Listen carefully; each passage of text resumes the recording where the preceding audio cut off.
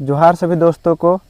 ज़्यादा नहीं बोलते हुए इतना ही बोलना चाहेंगे दोस्तों कि इस बार हमारे बिशुनपुर विधानसभा से जगन्नाथ दादा को क्रम संख्या 8 कटहल छाप पर वोट देकर उसको एक बार जिताया दोस्तों, और उनको एक बार समाज सेवा और करने का मौका दे। इतने ही कहेंगे दोस्तों। और एक और भी फ़ायदा हो रहा है दोस्तों इसमें।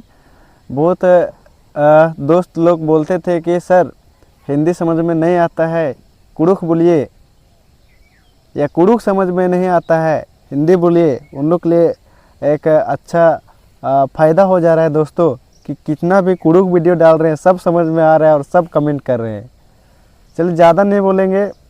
कटहल छाप में क्रम संख्या 8 और इसमें वोट देकर हमारे जगन्नाथ दादा को विजय बनावे। धन्यवाद।